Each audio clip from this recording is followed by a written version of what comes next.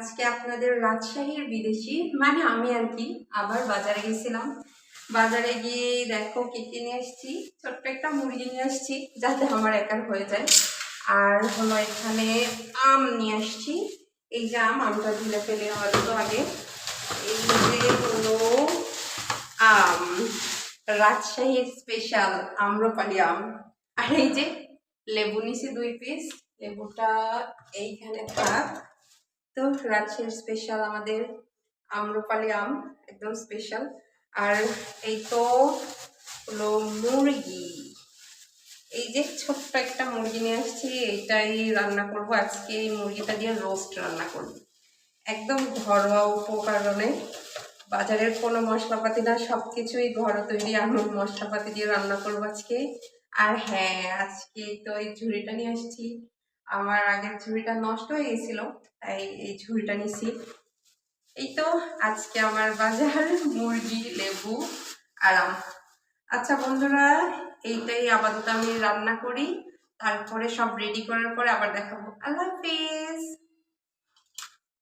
এখন তো কোনো কিছুই খাওয়া যায় না, মানে এটা খাওয়া যায় না বললে ভুল, খাওয়া যায়, তবে সবকিছুতেই তো ফরমালিন। আমাদের সবাইকে সচেতন থাকা উচিত। তাই তো একটু খাবার সোডা নিয়ে নিতেছি। খাবার সোডা দিয়ে আমটা একটু আমি 30 মিনিট ভিজিয়ে রাখবো, তাহলে যদি ফরমালিন থেকে থাকে সেইটার বিষক্রিয়াটা নষ্ট হয়ে যাবে। বেশি দিতে হয় না, সামান্য একটু দিতে হয়। আমি এনে এটাই দেখো তাতে রেখে দিছি। কফির একটা ছোট্ট বয়ানে রেখে দিছি, বয়ান না ওটাতে রেখে দিছি। এখন এই আমটায় সোডা দিয়ে দিলাম, এখন এটা ভিজায় রাখবো আমি 30 মিনিট।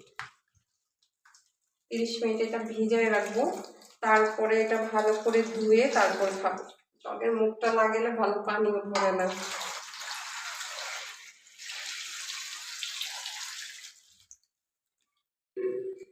এই তো আমটা এনে আগে ভিজায় রাখবো। আপনারা বাজার থেকে যে ফলটাই কেনেন চেষ্টা করবেন হয় ফ্রিজে 3 ঘন্টা একদম ঠান্ডা করে নেওয়ার, বা বিশেষ করে যদি আপনারা পারেন যে খাবার সোডা দিয়ে আমটা বা আম বা যে কোনো ফল যদি 30 মিনিট ভিজায় রাখেন, তাহলে ওর ফরমালিনের ক্ষতিকারক প্রভাবটা কেটে যায়। তারপর খাবেন, আর কোনো সমস্যা হবে না ইনশাল্লাহ। বন্ধুরা, তখন যে আমটা আমি খাবার সোডা দিয়ে ভিজিয়ে রাখছিলাম, দেখো 30 মিনিট পার হয়ে গেছে। আমের অবস্থাটা দেখো।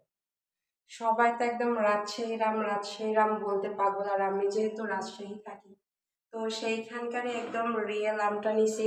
এই দেখো কি অবস্থা হয়েছে, কেমিক্যালের কি অবস্থায় দেখো। পুরো আমটাই দেখো, সবগুলো আম একদম উপরে সাদা হয়ে গেছে, একদম অবস্থা খারাপ হয়ে গেছে। এগুলা আবার কয়েকবার ধুইতে হবে। এই পানিটা ফেলাই দিয়ে কয়েকবার ধুবো, তারপরে খাওয়ার উপযুক্ত। এইগুলা যদি বাচ্চারা খায় তাহলে কি অবস্থা হবে। বাচ্চারা তো এমনিতে ওরা ছোট, কোনো কিছু তো সহ্য করতে পারে না ওরা। আর এই ফরমালিন যুক্ত আমগুলো যদি বাচ্চারা খায় তাহলে কি অবস্থা হবে, আমি শুধু এটা ভাবতেছি। তাই তোমরা যখন আম নিবা, আম বা যে কোনো ফল নিবা, অবশ্যই খাবার সোডা দিয়ে পানিতে 30 মিনিট ভিজায় রাখবা, যাতে আমের ক্ষতিকারক যে বা যে কোনো ফলের ক্ষতিকারক যে কেমিক্যালটা এটা নষ্ট হয়ে যায়। তো বন্ধুরা দেখো, এই তো ধুয়ে নিছে। এখন এইটা আবার পানি ফেলায় সুন্দর করে আবার ধুয়ে নিয়ে আসতে হবে। আমি প্লেটটাতে সবগুলো উঠায় নিই, উঠায় নিয়ে আবার এই পানিটা ফালাই দিয়ে আবার ধুয়ে নিয়ে আসবো, না হলে এটা হবে না। একদম আমটার অবস্থা খারাপ হয়ে গেছে। এই তো আমার সব আম ওঠানো শেষ। আমি গামলার পানিটা ফালাই দিয়ে আবার পানি নিয়ে আসি, এসে আবার এটা ধুইতে হবে।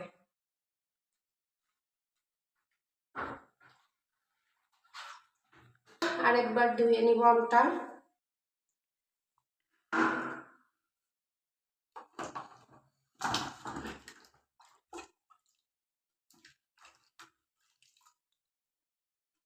আজকাল বাজার থেকে আম কেনা বা ফলমূল কেনা মানে তো এগুলো আম বা ফলমূল কেনা না, পুরোপুরি একদম বিষ কিনে নিয়ে আসা। তখন যেচে পড়ে বিষ খাওয়া এটা।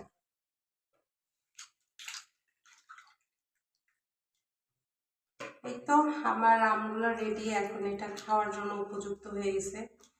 আপাতত দুইটাই কাটবো, এই দুইটা কাটবো, আর বাদ বাকিগুলো এখন কাটবো না। এটা আরেকটু পানিতে ভিজিয়ে রাখবো, তারপরে হবে, একদম প্রস্তুত হবে। এগুলো থাকে না। বন্ধুরা, খাওয়ার জন্য প্রস্তুত আমার রাজশাহীর স্পেশাল আম্রপালি আম। এই তো